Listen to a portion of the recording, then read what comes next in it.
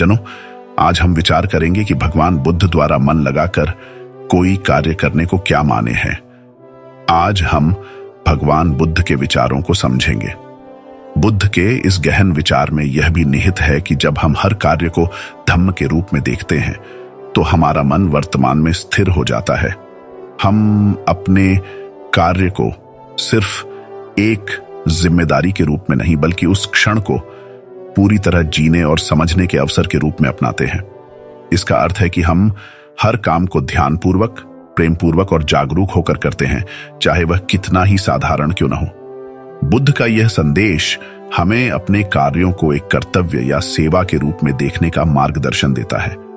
उनके अनुसार कार्य को केवल व्यक्तिगत लाभ या स्वार्थ के लिए नहीं बल्कि उसे एक धम्मी के रूप में अपनाकर करना चाहिए।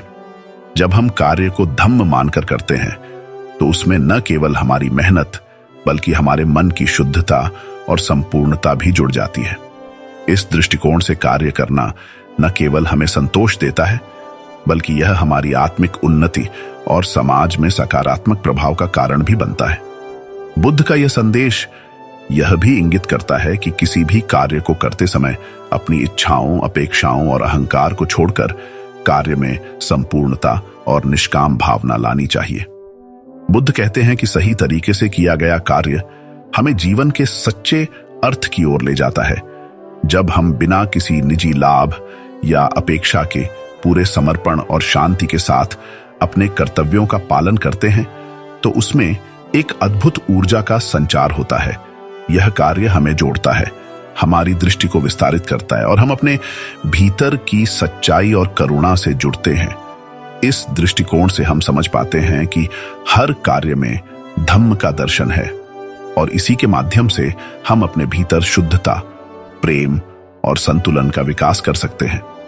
बुद्ध के इस विचार को गहराई से समझने के लिए हमें यह समझना होगा कि कार्य को धम्म आध्यात्मिक पथ के रूप में क्यों देखा जाए। जब हम किसी कार्य को धम्म मानकर करते हैं तो यह हमारे दृष्टिकोण को बदल देता है। उस कार्य का उद्देश्य सिर्फ सफलता या असफलता नहीं रह जाता बल्कि वह एक साधना बन जाती है। ऐसा करने से हमारे मन में शांति, धैर्य और करुणा का संचार होता है। बुद्ध के अनुसार किसी भी कार्य को सही ढंग से करना केवल बाहर की दुनिया में बदलाव नहीं लाता बल्कि यह हमारे भीतर के अशांत मन को स्थिर करता है। यह हमारे भीतर के क्रोध, ईर्ष्या और अहंकार को शांत कर हमें संतुलन की स्थिति में पहुंचाता है।